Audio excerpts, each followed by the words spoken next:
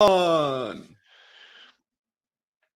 The song remains the same. Buy tech, sell a lot of retail. Here we are, a Memorial Day, Friday, 3-day weekend. You can't have a down day on a Friday before a 3-day weekend. SPOOs are up, almost 11 handles. We'll see if we can take out yesterday's high. Cameron Dawson's going to join us at 8:35 and give her outlook on the markets. Pinduoduo beats. Can you believe that? Let's talk earnings on this Friday morning pre-market prep. Let's get fired up.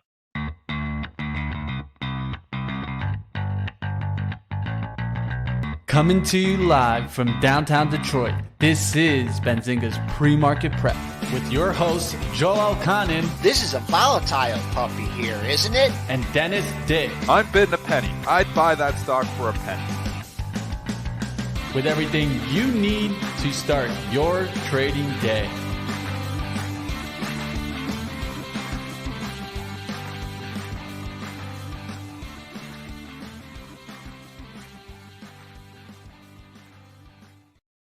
All right, good morning, trading and investors around the world.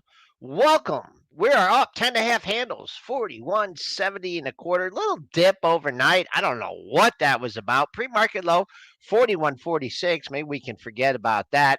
Only relevant number on the upside. Let's see what we can do with Thursday's high. It's 75.5. That's only 5.5 handles away. The buck taking a little breather, down almost 30 cents, 103.88.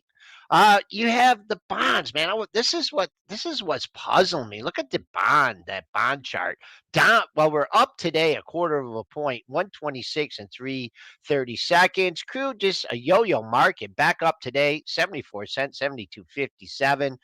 Gold, little rally, up 860 at 1870.90. Silver, that's up 38.5 cents, 23.30, and Bitcoin just about flat, up $55 at $26,525. Let's bring in Triple D, who is already up $2 this morning from trading Pokemon cards with Spencer. I was explaining, I was trading early. The boy was in here and he was, I was talking about stocks a little bit, and he had 2 Pokemon cards in his hand. And I was like, you want to learn about short selling? He's like, sure. So I take the Pokemon card from his hand. So I say, I borrow this Pokemon card from you. And then I turn around and I sell it for $10.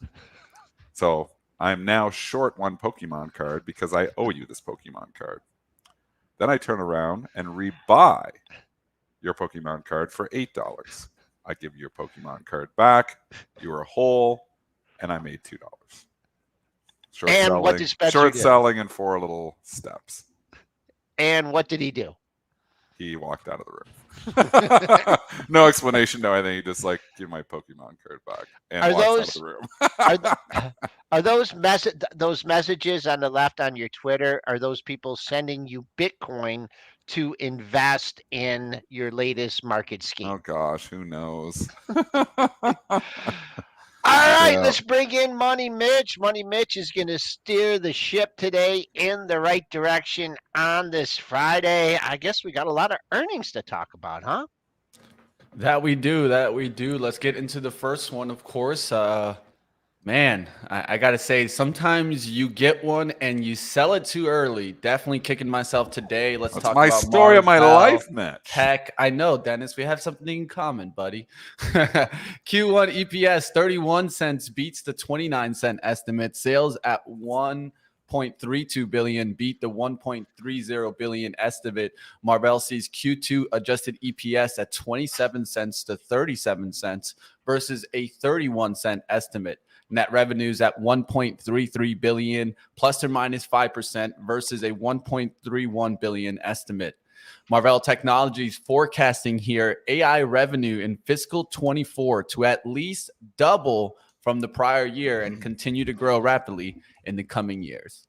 So all we got to do is just pretty much mention AI and an increase of revenue. Oh, yeah. And shebang, you go, baby. She's the buzzword. She's the buzzword of the year here. Especially AI and revenue in the same sentence. I'm sure there's some algos right now. You mentioned AI revenue in one Oh, yeah. sentence. Bye, They're bye, going bye. off. Yeah. I mean, huge pop here for the stock. MRVL, Joel's getting it up here now. Yeah. It popped on this earnings and never looked back here. I mean, you got the tale of two markets here still. You've got the technology, especially anything to do with AI, and then you have everything else. And I mean, we could not have seen it more clearly in yesterday's trade, where you've got NVIDIA obviously ripping higher with all the chips, all the AI plays like Microsoft, Google, all making new highs. And then you had the other story where you had the IWM, 2,000 stocks Oh, I down. know. You had so many stocks like oil stocks trading weak, money just rotating from all of those value sector plays into AI is the future. AI is the future. I mean, the rotation in this market is still nothing short of incredible. I know we talk about it every day. We talk about it because, one, it gives us an edge. Two, it's making us money. Because if you can identify that rotation before the masses, you make money. And yesterday, same story. I had my best trading day in probably 3 months. I'd been in a slump, but I had my best day in about 3 months, just because it was short consumer staples. I was short utilities. I was short a whole pile of non-AI plays. Those went down hard. Not Marvell, nice pop here. This one's setting up a little bit different than the Nvidia from yesterday, because you hit 59.94, and that's at least near a round number, right? I know you had a high just over 60 back in the middle of 2022, but I'd use that as a target. You backed off almost $2 from that, so I'll call that resistance for now. The other thing about NVIDIA, and I just want to note, we were talking about, blowing through 400. It never did take out the pre-market high. The pre-market high was real close to 400. So kind of looking for the same thing in MRVL, but nice pop off top of yesterday's range. We may never see again. That's at 49.73. There was a couple of good tech stocks that made moves yesterday that we kind of mentioned. I'm keeping an eye on a couple of these. One really nice move, that AVGO move. Oh, Broadcom. That's why I brought it up. When you mentioned Apple, that's all we need, baby. All you need, man. That's all you need. That deal was so sleepy. It was. They weren't paying It attention didn't to move. it. They weren't paying attention to it. And I'm like, you didn't announce a deal with Apple. I mean, I don't even think we talked about it on the show because it was talking in We the did. whole time. We did. Did we mention it? Chips. Yeah. I mean, this is it. I mean, you have the tail of two markets. This tail continues here. I don't know what changes that narrative. This isn't like, the problem is for the bears on the AI train and the bears in NVIDIA is that this story, yeah, it's hot. It's a hot story, and hot stories do cool off. But I don't see this story going ice cold anytime soon. I mean, you've got literally money managers out here, and I won't name them, but there's even a couple on Fast Money that are like buying dips in Foot Locker and selling NVIDIA. I mean, what are you thinking? Come on, man. Like, first of all, just take back. You can stop looking at P's. Sit back in your chair and analyze. Where are we heading? What is the direction we're heading? Mall-based shoe salesman versus, AI, generative, all of the fun buzzwords. I mean, yeah, valuation makes sense on NVIDIA? No. Does a valuation make sense on Foot Locker? Yeah, because it's going lower. And we've been talking about this one. It goes down every day. Down again yesterday. I mean, is it eventually going to have a bounce? Sure. Is it going to be lower 6 months from now? I think so. I just think you've got to, one, have perspective on the big picture, and then two, execute from that. The big picture still is AI is going to be a continued thing we're going to hear for a long time. Not time to go buy NVIDIA. Remember how I played it? I was like, AMD, 27 times earnings, a little more reasonable, not chasing that crazy PE, betting on Lisa Su. Better play. There's other plays out there, so I'm not saying you have to go chase NVIDIA here. But on pullbacks in NVIDIA, they're probably going to be bought. This is the story that probably 80% of money managers are missing out on, and they don't want to miss out on this story. All right, let's keep going. Let's get into the next headline, right? We've already seen it. I see the chat talking about it too. And I will say, man, I took a hit on this one. I don't take many earnings plays. I took a very, very small flyer on it and you were trading got out NVIDIA? on, no, it's this next one. It was Ulta Beauty, baby. Oh, I took the beauty hit, that's for sure. Didn't get my beauty sleep either. That might have been it. They needed an AI, like the some type of robots mention. putting your makeup on for you or something like that. Well, they might need AI security or something like that, because I heard a lot of mentions of kind of organized crime being mentioned in the earnings report. Let's go to Q1 EPS here at $6.88. Beat the $6.87 estimate. And why did I go after Ulta? Is because I've seen them beat almost every report in the last 9 reports. They did beat on here.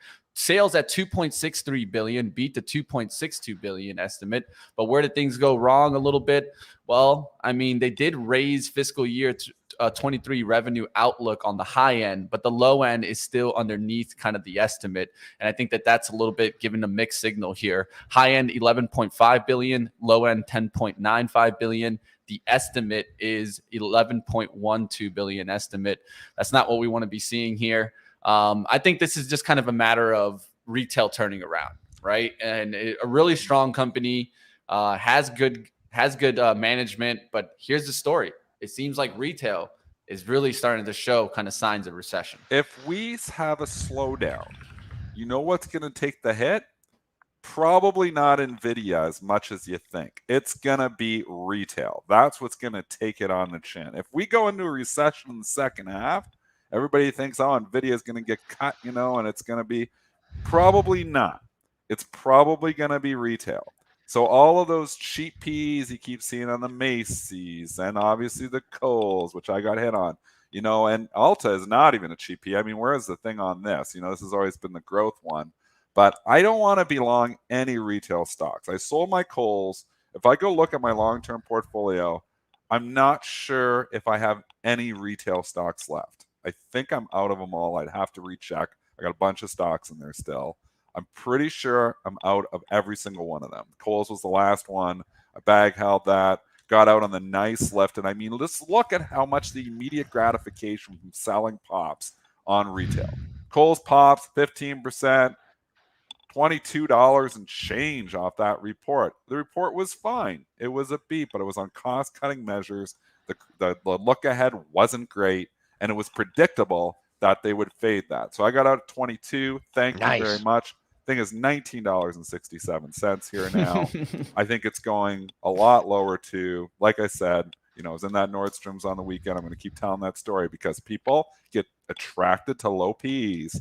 And the reason those Ps are low is because these companies are struggling. Sales are going down. Those Es are probably going to eventually go down, meaning the P is going to come back up. I mean, as opposite as Foot Locker was to Nike, and we can keep doing, or Foot Locker, not to Nike, Foot Locker to NVIDIA. I mean, people are making the point yesterday that NVIDIA is actually cheaper today than it was yesterday. Is actually correct because of the earnings. The guidance so much. And Foot Locker was the opposite story. Because when you look at the Foot Locker guidance, you're like, holy cow, here you think you're getting this. And then, with the lower guide, which was one of the worst quarters, as good as NVIDIA was, that Foot Locker guidance, talking about sales down, 3.5%, 5.5%, 7.5%, gross margin guidance from 30 to 28, like their margins are shrinking, and then the EPS guidance. So you can look at Foot Locker and say it was trading $41. They were expecting 2023 $335 to $365. They cut the guidance $2 to $225. They cut it down by like 40%. So all of a sudden you're like, it revalued right to where it was, 40 to 25. That's the problem with just buying Ps blindly. Look at the industry, look at where we're heading. Foot Locker's not in a good spot. Boy, oh boy. So the original stock we were talking about, Ulta, I mean, this thing at the beginning of May. What was that? I think this got hit on someone else's earnings. Who are the big? Estee Slaughter, right? Didn't Estee Slaughter? This was This is right around there. Look at that. 240 to 210, right? And they said, you know what? I'm out of my Alta. We are now down here. We are below 440. So someone got really excited, taking it down to 430.74. That may hold up today. I did see like a cup like this 338, right where we're trading right now, 335 to 337. I did see a couple daily lows in there, so keep an eye on that. I don't know if we're going to get down to that pre-market low, but this is what I don't. I mean, is Elf Beauty? I mean, is everyone leaving Ulta and Estee Slaughter? No, that's not it's just different company. It's also remember, right? What is Elf compared to Ulta? Elf is going to be your cheaper alternative. Right. So that could mean that maybe you're seeing people go towards a cheaper alternative. But when we're talking cosmetics, let's just be honest. It's not like, let's say, a brand of like high-end brand and we're just going to go to low-end brand. So I don't expect to see the consumer just be like, well, I'm just moving everything to Elf products. So I think this is just kind of a matter of Elf had a decent reported earlier, and then that kind of helped them. And maybe they even raised the bar for Ulta here. And then Ulta came in with just okay numbers here and then getting hit on it. Why do you want to be in any retails is what I'm at. That's what I'm thinking too. That's what I'm thinking too. You can get lucky, or you can maybe have a good company like Elf Beauty, which is firing on all cylinders. But why even be there? I mean, I think you got to look at where do you want to be, and then, you know, which sectors do you want to be in? I mean, you could go into retail and pick 100 stocks. There's 3 or 4 that are doing well, and there's 95 that are doing bad. Your odds are not good. Your odds are not good at picking those right ones. I mean, yeah, you can just go with the flow and be a momentum trader, and that's, you know, good to do as well. But I mean, Crocs had fabulous momentum for a long time too. There's one that's turning around today, and it's been cut down 33% here in a month. At a certain point in time, is Crocs a buy? Maybe. So, I mean, even when they're trending higher, there's still this overall. If you're worried about a recession, it's going back to what I was saying before. If you are worried about a recession in the second half, the last place you want to be is retail. The first place you probably want to be is chips, which is why the chips win maybe no matter what. So I know some people saying AMD 600 times 600 Ps. Don't look. You got to look at what the forward PEs are, because if they have a bad quarter, that adjusts immediately here. You know, and you can say the same thing with NVIDIA. It's not trading 600 times earnings. It's 40 times forward earnings here right now because it's come up a little bit. But, you know, if they beat those projections, look how NVIDIA adjusts too. You know, you could quickly see how AMD could be 30 times or maybe even 25 times if they actually start to come in and start to get the kind of momentum that NVIDIA's got. So you kind of have to look, just don't take stuff at face value. And you know what? The PE, I use them too. It's a good idea to know what a company is worth at the current time. But you've got to know about projections. You've got to know, because if you're buying Foot Locker because at a PE of 9, you're just down 35%. That PE, you know what, is probably up to about 10 here now. So, I mean, this is just where we're at. And so you talk about it. You talk about it all the time, Dennis, story, right? In this case, the story is actually pointing towards the negative side, not towards the positive side. So we point to AI as being a story that's driving fundamentals higher, right? Yes. The story here is actually driving the fundamentals lower. And if anything, it's pointing towards that we could run into more trouble. And what did we hear from major retailers, right? The consumer slowing down, picking necessities, right? And so if anything, the major companies are also letting us know what's going on in the space, and maybe we're just not listening. Like I gotta say, I wasn't listening on that play for Ulta. I could clearly have examples all around, right? And I'm gonna pitch it right now to Deckers. We're gonna go to that in a second. Wait, before you go to Deckers, I gotta show you guys something here. And yeah, I wish I wish you'd have done this research a little bit earlier. Boom. Let me move this. Well, while you pull that up, I do want to give a shout out to someone in the chat here. I did see that we have a 4-year-old that listens in on us. TLO is letting us know that London is her name. She watches us, and we want to give a shout out to her. That might be our youngest listener. Yes. And I'll play a little music for her here. I say, you know what? Around. Have a keep us down. Thanks for listening. All right, so shout out to London. We say hi to TLO. We say hi as well. Definitely. Have a good one. Have a great day. And what you got for us, Joel? Share that short selling lesson with her. Get her started evil. Okay. There you go. So Just before we leave the PE conversation here, though, just for clarity here, because some people are getting in the chat, some people are not. We talk PEs a lot on this show. Yeah. But what really matters is the forward PE. Yes. Like projections. Yep. And those projections can be wrong. So people are like, well, those could be wrong. They could be, but you still have, you still got to get a feel for where we're heading. I mean, you could have looked, at Amazon's PE forever, back in like Joel. Let's go back to like 2005, 2006. It's trading 1,000 times earnings. People are like, this doesn't make any sense at all.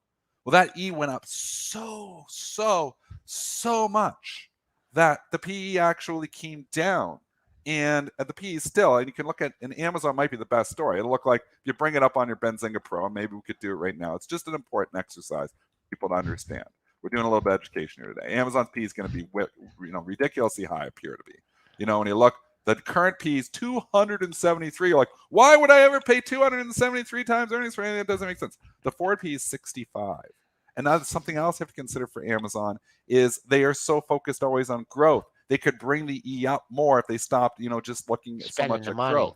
So, I mean, at 65, it's expensive, twice, 2 or 3 times. But again, it's a little bit, there's really only trading like 4 times sales if they're even trading that. So maybe that's a better metric. I don't know if they have that on here, but I could go try to see. Well, price to sales is looking like 2.5.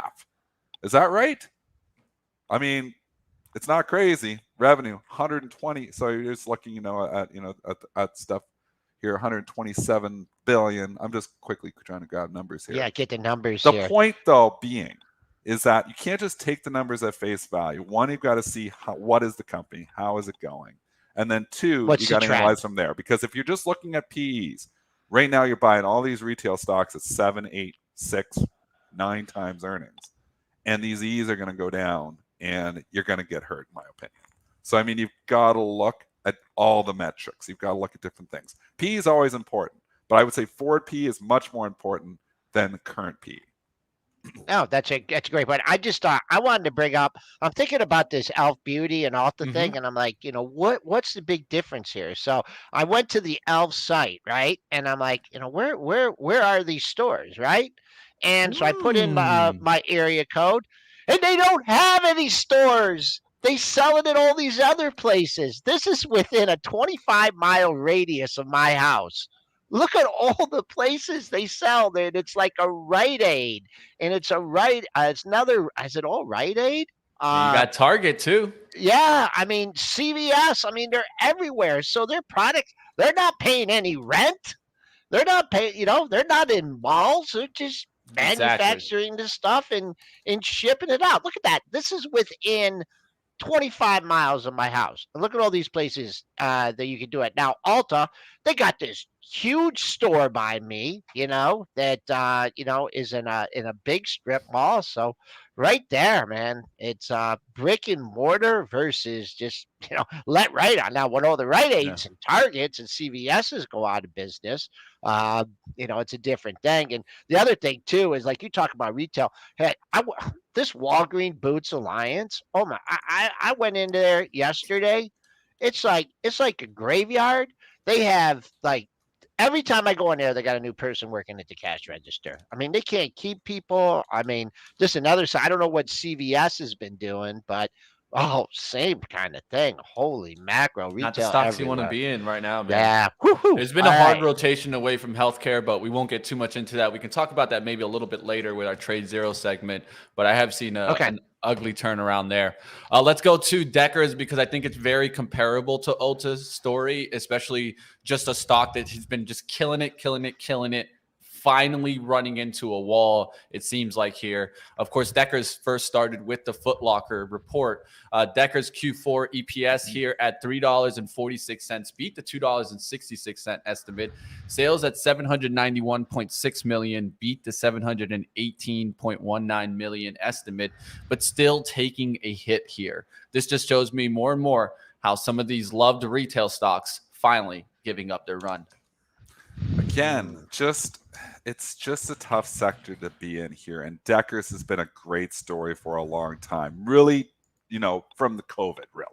I mean, Yeah. let's just give this, outdoors, we're doing stuff. We're not going in, inside concert halls and stuff because we all don't want to get COVID. Those days are over. This COVID bubble still happened, all the way. And some of them, like Deckers, even went higher here. I mean, I'm just concerned on some of these companies that, COVID is now over unless you think China and COVID's going to come and destroy the world here, which I'm not in that case at all. But again, you're in a retailer. The retail story is just dangerous here right now for a lot of reasons here too. So I think there's some really good companies. Deckers, I think, is a really good company as well. I just don't want to own retail stocks right now. Well, first of all, I'll make my always comment that they sell winter boots that you can't wear in the winter with all the fluffy fur on the outside, which I totally don't understand. But for this one, besides going in the whole, let's step aside from the old retail disaster, if I was a Decker shareholder here, and I got the monthly here, right? And you had this monthly run up here. Of course, it was a COVID low, extraordinary circumstances here. But look at all these are green monthly candles, right? And then you finally got like a big red candle.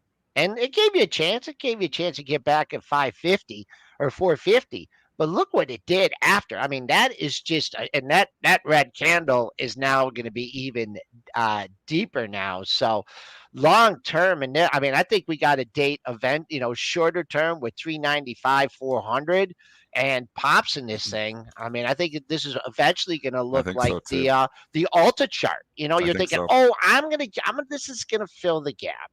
I'm gonna wiggle out when this, or no, it wasn't Alta. Well, now Alta is gonna have a gap as Stay Slaughter. I'm gonna wiggle out when it comes back to where to get. I'm gonna wiggle out at 240.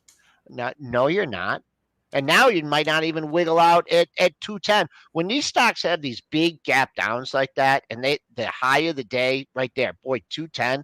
If they don't get back into the gap area and start showing some strength, then man, oh man, you just got to get the heck out of the way. So down and out. I'm going to talk about 395, 400 for a while in this one until it shows some stabilization. All right, let's keep going. We got a lot of retailers. Stocks. So what I'm going to do now is I'm going to do a little bit of a bunch attempt here, right? I'm going to go here with Gap, Hibbett, and Big Lots. At least these three. Then we can maybe touch like Costco. I think that's a little bit different. But let's go through these. First one, let's do Gap. Let's get those numbers in. Adjusted EPS here at 1 cent, beating the loss of 16-cent estimate. This was a little bit of surprise for me. 3.28 billion, missed the 3.29 billion estimate. And it did say that Q2 net sales could decrease in the mid to high single-digit range compared to last year's 3.86 billion. This is Kohl's part 2, folks. This is identical to Kohl's in every single way. I'd be selling this as quickly as, if I own this, I'd be selling this as fast as possible. I had a feeling that just my opinion. Not telling you go out here and short the stock, saying that this is Kohl's part 2, and if history repeats itself, it looks like a gift. Like Ryan Dietrich says, it doesn't always repeat itself, but it often rhymes. It is rhyming so much here with Kohl's. After I watched that Kohl's move, I am definitely not buying Gap up 10% here today. Quarter was fine. They beat on cost-cutting measure. It is identical. And then but the sales, they're talking about net 2 sales decreasing mid to high single-digit range. That is not good news here, folks. You do not want to see 8-9% declines in sales. We don't want to see that on the company. We got PC out here. I'm sorry. We missed this one. We dropped the ball. Oh, my bad, guys. I was looking down. I had it written down. I'm going to get pissed off, you guys. PC, oh my God. Well, Dennis, man. You talking too much, man. Taking over the show, bro. Actually didn't move much. I got lucky. I couldn't even get through the 3 reports there. Mitch tried to consolidate. I tried to consolidate. You know how that one works out. Oh, the light flashed before my eyes. Spot was 40 cents wide. I was like, I got orders out there. I'm going to get something. All right. We're getting them coming in. First thing I have is durable goods. Durable goods 1.1 versus a negative 1% Ooh, they're not estimate. liking this. Core PCE coming in at 4.7 Well, versus Nolly. 4.6. That's hot, man. That's showing inflation increasing. Well, hot. U.S. core PCE price index month over month coming in at 0.4 versus 0.3, prior 0.3. We just got a tiny, tiny bit of a spike there in inflation. Of course, this is the Fed's preferred reading, not CPI. So we could see a little bit of a downturn on this because, of course, we've been wanting inflation to decrease. Now the only question is, how far do we leak? All right. Not great, but again, it's not CPI, it's PCE. It's better, man. It's a better. Yeah, but the market doesn't. The market, the media. Think about your Wall Street Journal headline. It's not like PC. It's not making front pages like everybody's talking PC. It's CPI that they really talk, but it's not great.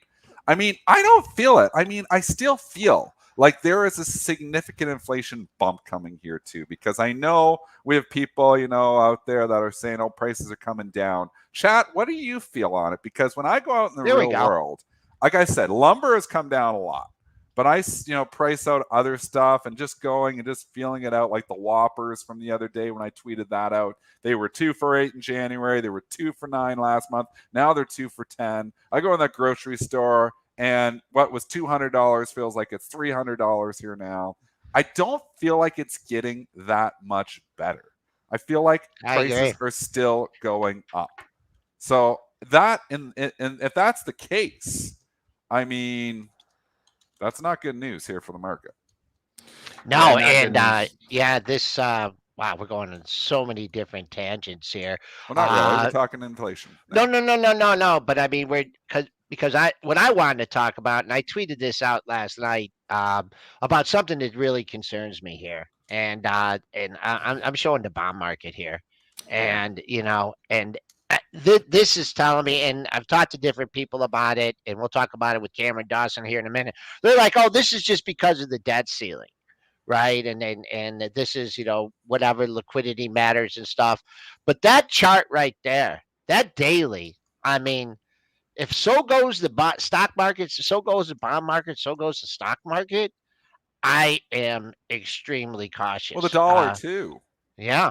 I mean, we often say the inverse correlation between the U.S. dollar and equities. Well, the U.S. dollar has been showing a lot of strength here lately. What is really hiding, and again, we do have the tale of two markets here, because IWM, looking like it was going to break out, gets up over that 180. Ugly. Here we come. Bull market coming. Boom, right back down to the lows. I mean, there is the tale of two markets here. These banks, again, they start to show some life, and then they start rolling over here again. You have so much. I've never seen such a bifurcated market. Like, you've got tech stocks, just rip-roaring bull market, and then you have everything else. S&P's kind of flat, and we keep saying that. It's kind of flat over the last 18 months because it's got some tech and it's got some other stuff in there too. Then you have cyclicals and everything that's in decline. So, I mean, there is so much the tale of two markets here. I still think you're buying tech on pullbacks, and you're selling rallies on everything else. Paul Adder, I mean, bond market starting to believe the Fed may not be cutting. I mean, who believes the Fed's? I mean, I look at the Fed tools. I mean, cutting. We got to stop going up first. They got to pause before they turn and start taking rates down. You got to pause first. And if you want to take the Fed for what they're saying, they keep saying we're not where we want to be. We're not done yet. But the market doesn't want to listen. The bond market's listening. Now, we'll talk about it with Cameron when she comes on and see if this is just, the debt ceiling thing too is really like, that's a big black cloud over the markets, but market's been rallying off it so far. So we'll see. It's an interesting market. We definitely lost some altitude there. We're still up 3 1/4 handles. Different complexion than from where we were. That pre-market high right now, 41.71.75 is looking like a better sale now. It was a lot of weakness yesterday, and we're going to get Cameron here in a second. I'm going to have to hop off just for a second because of my internet's funny here, and I just want to reset my internet. So I'm going to be back with Cameron. But I just wanted to say, NVIDIA and the AI and the tech strength yesterday hit a lot of weakness. Like we keep talking about rotation, but is the rotation really just the fact that there's a lot of companies that aren't doing that well right now? Maybe that's the case when the gaps and the retailers are talking about sales declines 6, 7, 8%. I mean, maybe there's just a lot of companies that actually aren't doing very well, and we're really hidden by the Microsofts and the Googles and the NVIDIAs that are doing well. So, I mean, that's the story here. Tale of two markets. Keep that in mind. I'm going to reset my internet. I'm going to be back at you. Okay. All right. Let's go. All right, let's go ahead. Let's get to our guest today. You guys saw those core PCE numbers hit. I'm really thinking, what does Cameron got to say about this? Let's find out.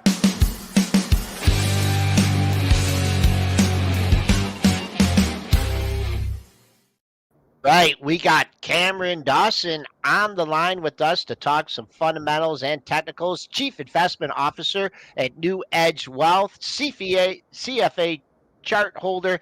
Cameron, how you doing on? I don't know. I guess we could call it a Freaky Friday here. We were looking to make some new highs for the week, and now we're back down. How you doing on this Friday ahead of a 3-day weekend?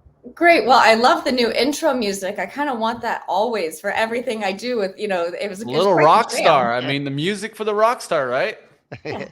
Rich is good with that stuff. So I don't know if you were listening in and before you came on, and I'm looking at this bond chart, the 30-year bond, and I'm like, whew, man, what is the bond market trying to tell me? And then I've talked to different people about it. They're like, well, it's just, it's the debt ceiling. It's, people shorter term trends with liquidity and whatnot. Now I know you've been in the cautious camp here for a while. We're just hanging up here trying to break out. Set me straight on the bond market, and am I overreacting? Well, we're now in a moment again where the bond market is being pulled to the will of the Fed.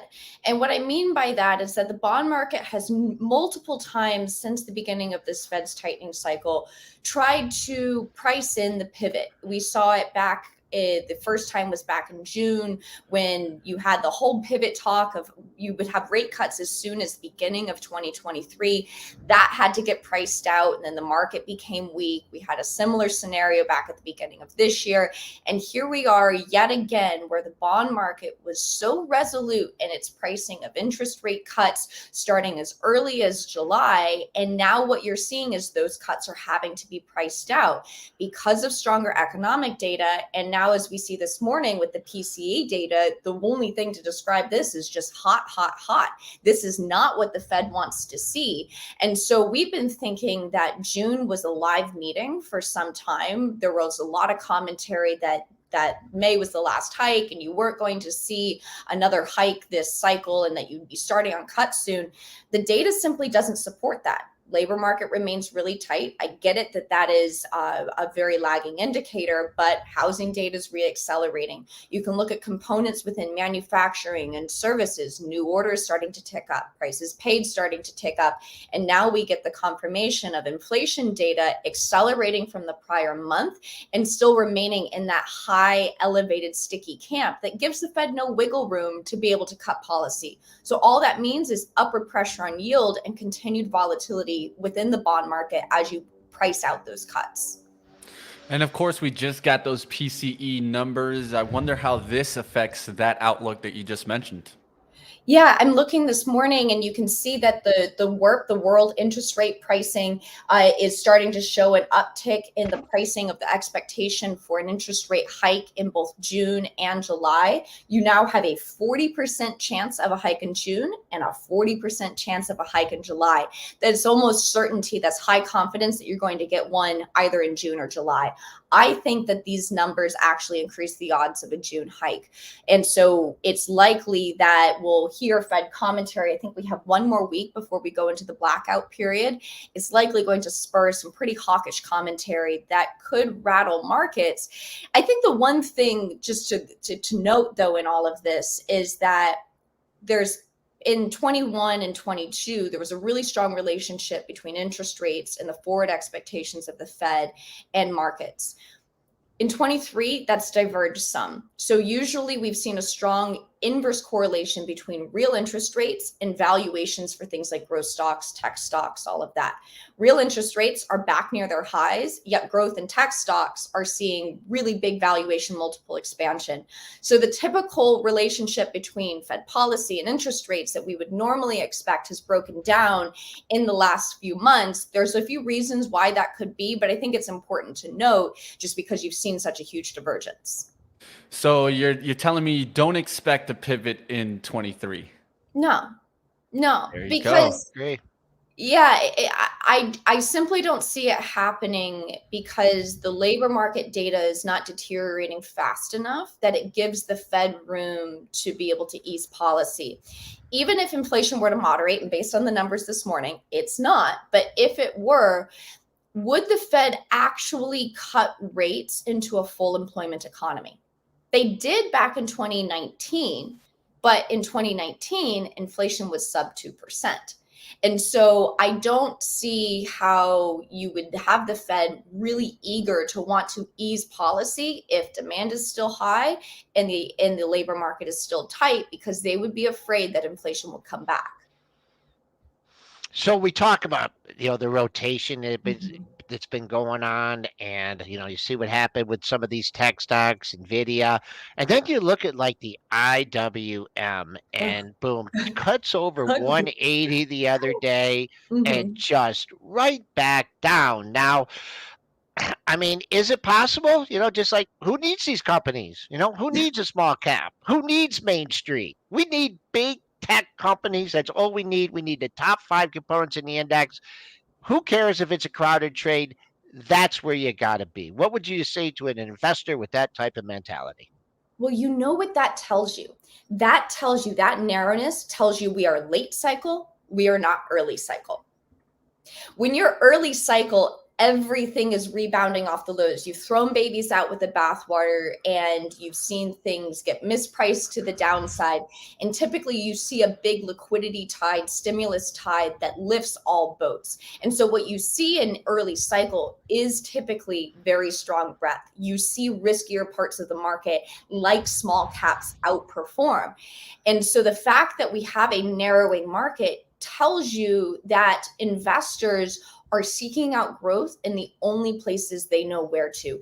And the leadership of large cap growth is very, very prototypical late cycle behavior.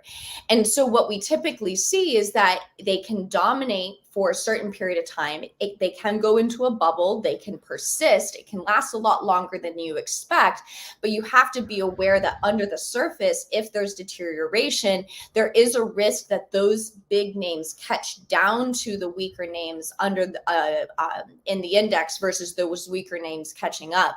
I think there's a fundamental challenge here, and in my head it's almost like there's the fundamental side and the technical side. The technical side to me says momentum is great in tech names, momentum's extremely strong, you have good trends, and pretty much the only pockets of the market where you can go, I like these trends. But we know we have stretched valuations, we know we have valuations that are pricing in a lot of good news. Now, I think I heard you earlier talking about forward PE multiples. It's interesting. Even after yesterday's move in Nvidia, its valuation went from 65 times down to 50 times because you revised the earnings up so much. And I think that's the dynamic that, Dennis, you were talking about earlier. Yeah. So clearly we know that there's room for earnings to accelerate in this part of the market, but I think we have to be aware that these are also companies that are immune to or not immune to economic cycles. So if you do see actual economic weakness, which we're not seeing yet, that's where we could see some of these names have to face a little bit more reality. At what point do we, look at this market? And I mean, and I've been on the same page as you for a long time, looking, we're trading 20 times earnings, and this is 21 times earnings, and it is concerning that interest rates have come up enough. At what point do we just say maybe this market can actually tolerate higher rates? Is this possible? Yeah. I think the economy can tolerate higher rates. Maybe that's the starting point, which is that even though there was the Fed paper last week, or there was a Fed speaker who wrote a paper, and I'm trying to remember which one it was, saying that he still thinks the neutral rate is the same as it was prior to this inflation episode. And you go, well, that's interesting because you're now at 5.25% of interest rates and growth is accelerating. So what does that tell you about what kind of interest rate this economy can bear? And I think part of the reason that the economy can bear higher interest rates is because we're coming off of a period where interest rates were so low for so long across the curve. The impact of QE is that it suppressed long-term interest rates. And when you suppress long-term interest rates, it does something powerful. It allows people to term out their debt and effectively make them less sensitive to short-term interest rates. So whether you're a consumer and you are getting a 30-year fixed rate mortgage, or you're a corporation who doesn't have to issue commercial paper and can instead issue long-term bonds, I think the reason why we're seeing resilience is because this economy, after 10 years of QE, 10 plus years of QE, is simply less interest rate sensitive than it was in the past. Does that mean that we can throw out valuation discipline and say that we can go back to pandemic level valuations? That's been my biggest concern, is that at almost 19 times, that's your prior peak in every single cycle, except for two periods: the 1920s bubble, stock bubble, three periods: 1920s stock bubble, 2000 stock bubble, and the COVID bubble.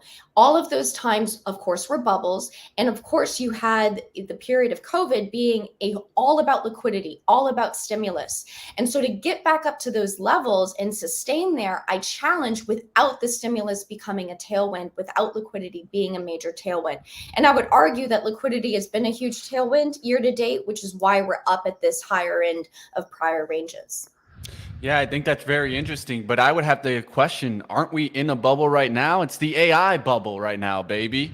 Yeah, and I think, it depends on which inning you are in the AI bubble. And the reality is that bubbles last a lot longer and go a lot further than probably any of us expect.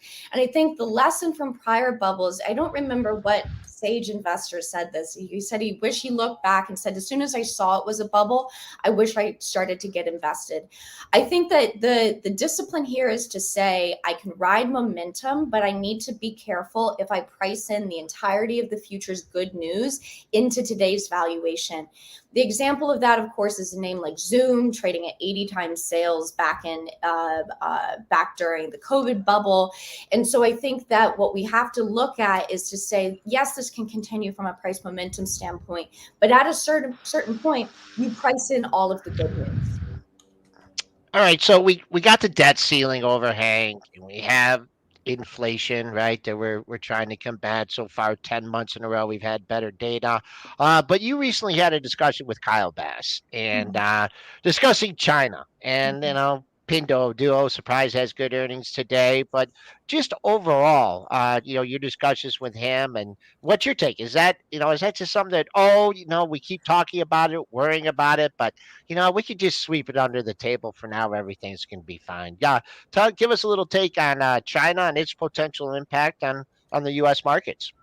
Certainly. Look, if there were to be a conflict in China, it would positively, absolutely roil U.S. markets.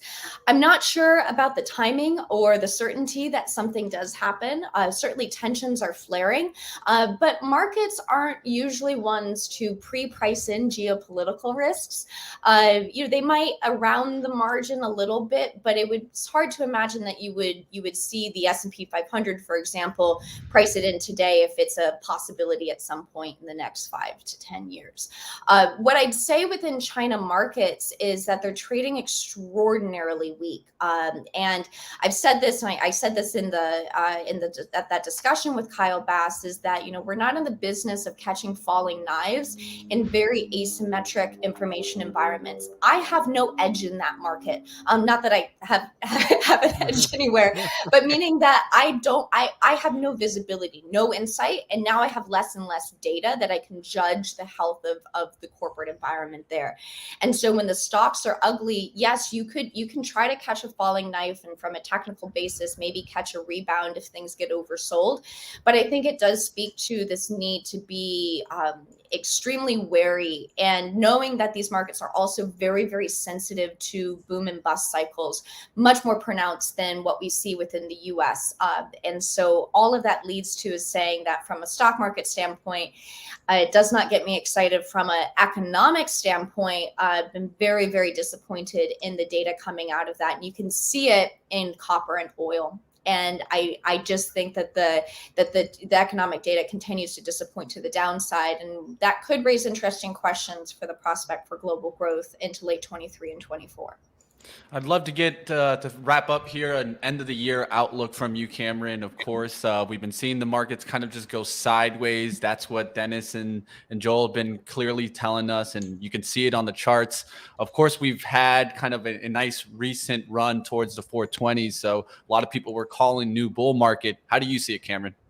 Yeah, I think that the onus is on earnings from here to deliver further upside in this market. It can happen if economic growth continues to come in better than expected. If inflation stays high, that's actually really, really good for corporate earnings. It gives them pricing power, gives them top line revenue growth. So that's my bull case through the end of the year, is to say valuations are already elevated, and that you get better earnings growth and revisions upward. I would note that there's already a big rebound baked into earnings into the back half of the year, into 24. And in that scenario, better earnings growth and higher inflation, you have to imagine that the Fed would stay very tight, very engaged in tightening policy, which could cause liquidity to tighten and thus put downward pressure on those valuations. So we'd still have to be in this world where interest rates don't matter for valuations, sort of that suspension of disbelief. On the downside, I think the biggest downside driver is the removal of liquidity as a tailwind. Or liquidity has been a huge tailwind this year, really boosting growth valuations. This is coming from the Fed's response to banking issues and expanding the balance sheet, but also from the Treasury spending down its cash balance. This has the effect of adding reserves into the system, adding liquidity. And what we think will happen is that as you get to the zero lower bound of that TGA, we're only about $50 billion right now, you have to replenish that. That liquidity starts to exit the system. That could be the driver of multiple compression in this market, and kind of come as a surprise when people think that debt ceiling resolution is a good thing. It could actually be a bad thing. So that's our downside scenario as we see the liquidity tide turn. But I also wouldn't be surprised if we end this year at 4,100. Yeah, it would go absolutely nowhere. Cameron Dawson, Chief Investment Officer at NewEdge Wealth, joining us here on Pre-Market Prep. Cameron, always a great discussion. Thank you, and have a good 3-day weekend. We'll dial you up again soon. Thank you, guys. Happy Memorial Day. Have a good one. Thanks, Cameron. All right, let's get back to the markets. How we looking, Joe? We bounced, man. This is such a bouncy market. They took it down off the PCE, and then we got a little bit of a rebound here. Anybody that was short that early morning pop took it in just around the daily pivot, and I think we could be seeing a lot of this 41.55 to maybe 41.70 maybe the entire day. But it's early, but let's see what's hot with TradeZero today. Let's get to it, team. Let's take a look underneath the hood.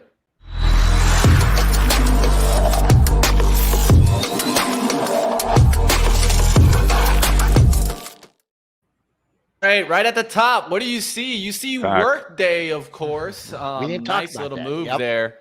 So nice move on Workday. And this was one that I got to say, I was looking at this one on Start Swing Trade. This is the one I should have earnings trade, man. Come on, Mitch. And I said it too. I said it on the show. I'm like, I'm going to regret this one.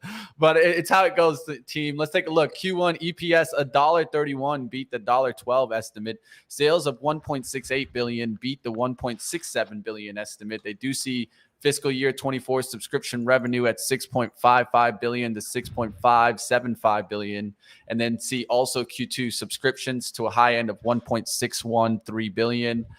They also got a new financial chief from VMware. So Zane Rowe is joining Workday.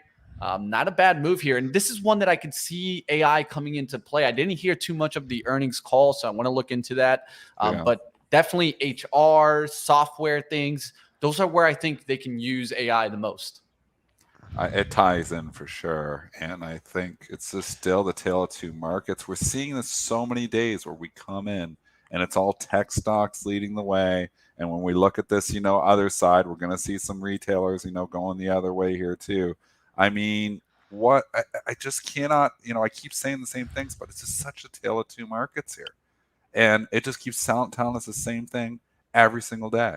So, I mean, Marvell, AVGO, Workday, CRM, AMD's up there again. I mean, you've got some China stocks up there today, but that's not normal. It's just because PDD earnings, which we could get to in a second here.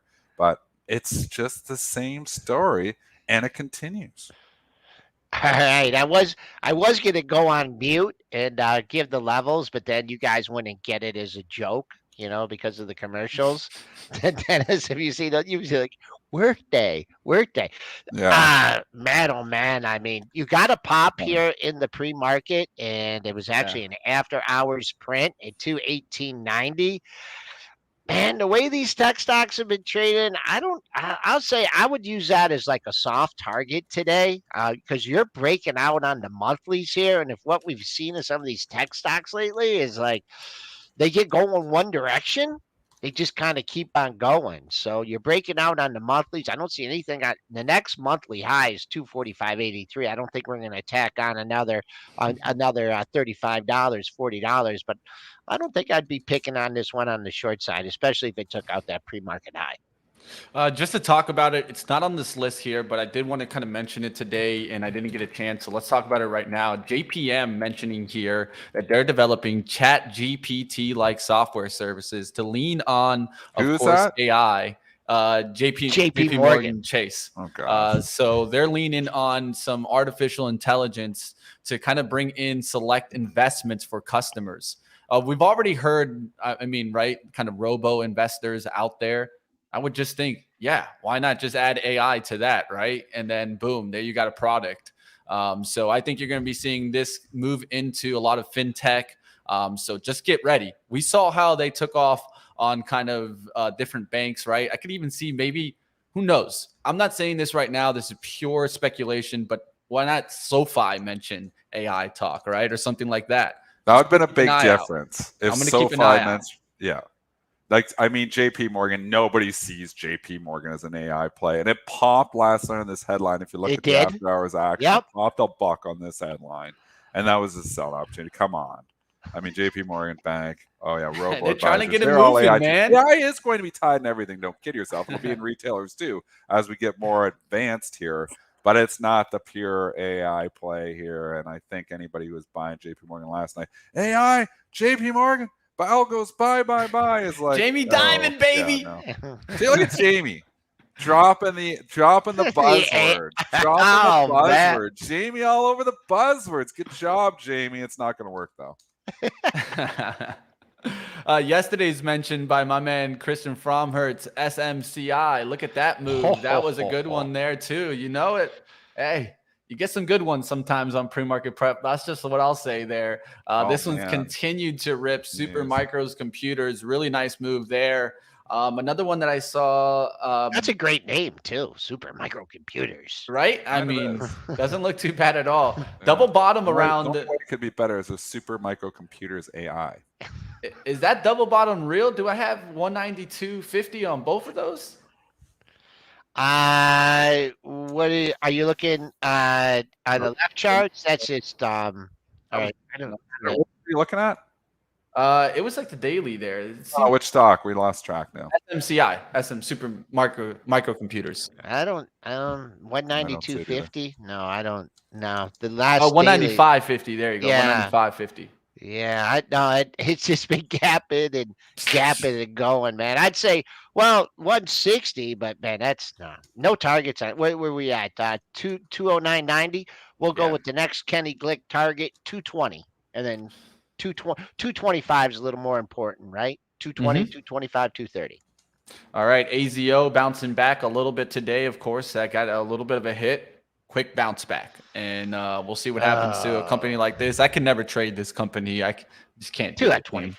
It's yeah. hard to trade $2,000 stocks. The Why spreads don't are they just split this, too man? Come wide on, because it's AZO. cool. It's cool, man. The Warren Buffett approach, never split your stock, although then he got the B, and then he did split the B, so he even fell. But I mean, it's hard to trade them when they're that wide of spreading and say, oh yeah, 5 shares, or trade it with 2 shares. But I just, whenever I look at this thing, it's got a 5-point spread. I'm just like, see it like I trade 100 share lots. I see like $500. I'm like, I'm $500 to get in and out of that puppy. Tough to trade. The high freaks are all over this one, but not for me. And if you get hit, because it's going against you. Like if you go out there and you sit on the bid or lift the offer, you know that they're coming. Like when they take you, they're going through you, and it's going in at least in the short term. But yep, AZO. I mean, we'll see if it can fill the gap. Got a long ways to go to do that. 25.50. Once again, they're like retail. I mean, we could just sit there the whole day and say, okay, take the symbol off. Okay, is this a retail chart? I mean, there's a couple exceptions, Abercrombie and Fitch or whatever, or is this a tech stock? And then you could take a guess there. The theme is the same as yesterday. It's the same again. And Joel, what I was saying before, there is a play, and we were talking about this just to be long every tech stock in earnings and short every other stock that is non-tech in earnings. I think you actually would have just killed it this earnings season. You would have killed it last night. I mean, but there was people that were worried about you'd the beat earnings. Short RH. You'd be short, Hibbett.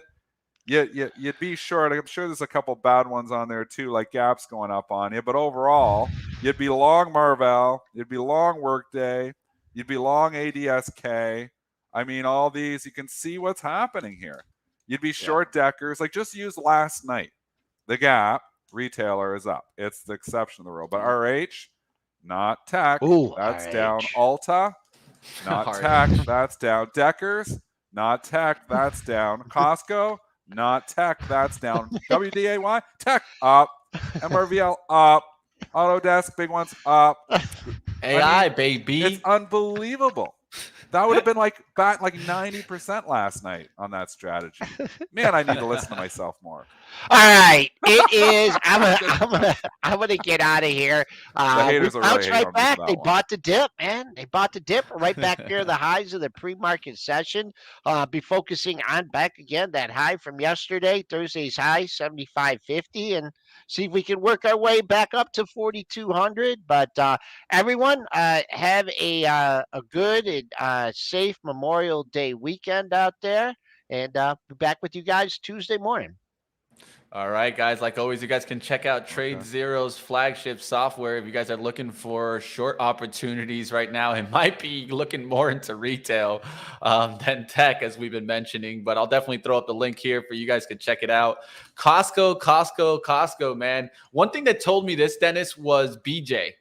Have you seen how BJ's been reacting? Yeah. This should have told us that. I mean, this is getting a little bit of a bounce here now, but look how BJ's has been reacting since their report. And this was one that was near the all-time high, right? Like right at the top of the chart, right?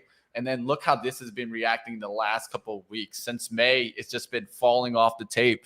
That told me a little bit of a warning symbol here for Costco today.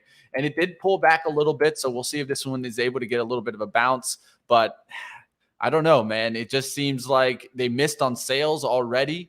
And that already is starting to spook some investors. And Costco always gets a pass, though. It's one thing to consider is that they love Costco. And Costco in a recession actually does well. People go and it can still hold up well. It's not like you eliminate your Walmarts and your Costcos. Kohl's, Macy's, Nordstrom, not going to do well in a recession. Costco can actually hold up. So there's always an exception to the rule. And I would say Costco is a retailer that if it pulled back to a reasonable valuation, and again, we do have to talk valuation, and Costco's always trade with a huge premium here. But I mean, this company is just the best run retailer, like traditional big box retailer. It's the best run out there. It's better than Walmart. I mean, they run this thing unbelievably well. And the purchasing power and the way they do everything, Costco does everything right. I'd love to get Costco down at $400 here again. Are we going to get it? I don't know. But it's not like, I think this is the one you come out and short. So many better retailers to short than Costco.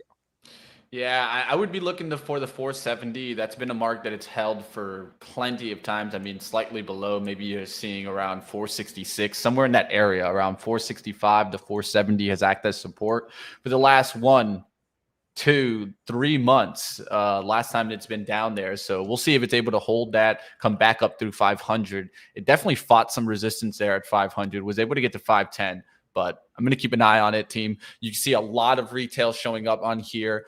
Snowflake turning around also, right? That was a bad report too. So I want to mention that one. Not a good report there. So just be careful out there, team. We keep seeing this slight rotation to growth, and then a growth name like this takes a big hit, and then all of a sudden it pulls back. That's why, of course, we'll keep an eye out on the ARKK. Kathy Wood. But that's going to do it, at least for our TradeZero segment here. Any last outlook for the day, Dennis? I just expect more of the same. I think I think we've got very obvious trends in, all of our sectors really, but we can see what this market wants. It still wants tech. Is it going to get derailed eventually? Is there going to be a vicious sell-off? There is, but that's probably going to be another buying opportunity here. I look at my portfolio and I'm still sitting with about half cash, and I think, how can I allocate more to tech on the pullbacks? And that's really where I want to be. So I'm not buying Microsoft and chasing certain stories up here, but there are others, plays out there in chat. Feel free to reach out to me. Give me some of your ideas for some of those tech stocks that maybe haven't went yet. I mean, there's a lot of, potential AI plays here and a lot of tech stocks where maybe there's some turnaround stories here. I mean, you got a lot of Kathy type stocks, ARKK, and it has pulled back. It did not it pulled back. So maybe maybe we should even look at Kathy again here, Mitch. She broke out. We called it right. We had the quad bottom. It ended up going from 38 up to 41. We just pulled all the way back here again. Do we get another chance here at that quad bottom, 37.5 on ARK? Do we take that shot if it gets there? I mean, we know our risk, right? And I think that's another thing, right? It's a nice sideways chart to give you a nice little risk level to go off of. And I think that at this point, would it make sense maybe starting to build a position there? I think so too. That's the way I like to go about it too, right? Maybe my timing's not perfect and it's going to be today, but maybe in the next couple of weeks, we look back and be like, man, ARKK did show bottoming signs, and we saw all the growth stocks starting to make a move. The key here is going to be, do we run into headwinds, right? We're all going to keep that in mind. But for right now, let's just keep it what it is, right? The story's hot.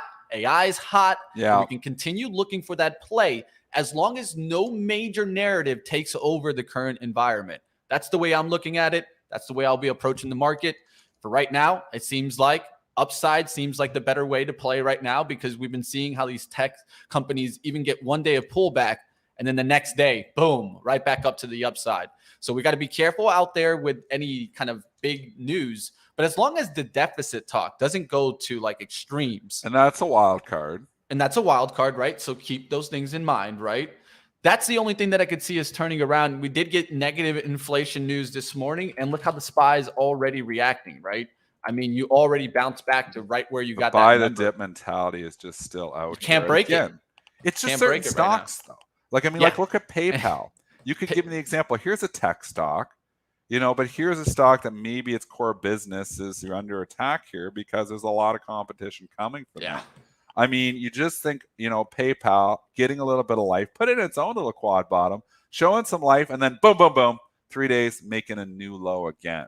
Not where you want to be. Some of these, there's individual stories within tech itself. And I don't know if you call PayPal tech, but I would still classify it there. There's individual stories even within tech itself where, wow, there's just some ugly stories in there too. So I guess it's just still a stock picker's market. The stocks that are strong, those are the ones you should be buying on weakness. And the ones that are weak, you should be selling on strength. I mean, that's a core strategy that we have held on this show for the 10 years that we have been doing the show and the 23 years that I have been doing. It's the reason I start with the 90-day chart, because I want to know where the stock is trending. If it's trending down, I'm automatically thinking on the short side. If it's trending up, I'm automatically thinking on the buy side. I mean, that is a core strategy that's just worked for a very long time.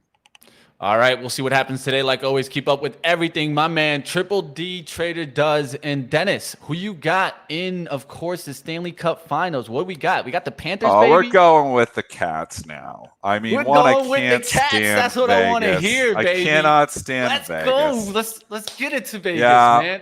I mean, the Rats, the Cats, whatever you want. I always call them the throw the Cats. Rats. I Throw don't the like Rats. Matthew Tkachuk, from his Calgary Flame days. It kind Come of, on, makes man. me cringe to think He's about killing Matthew it. Tkachuk holding the Stanley Cup.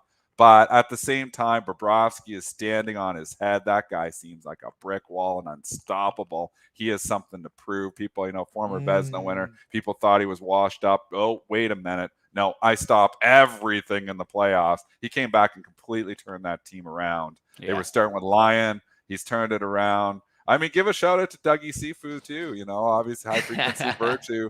But, congrats to his Panthers here because you know what? I think they're winning the Stanley Cup. Number one way to keep Dennis Dick a little longer. Talk about hockey teams. You can keep me on here. I'll talk hockey. Yeah. You guys smash the like for that. You guys got a little extra. We'll see you guys over on live trading. Have a good one, Dennis. Take care, my friend. Let's get to some trading action. And of course, you guys can keep up with the book club this weekend. I'm ready to get back after it. We got a lot to talk about. And I'm going to try to run through the pattern book that we're going through right now because there's so many books. I even got books given to me when I was at VCon. So there's a lot to look into, team. And then also stay tuned this weekend.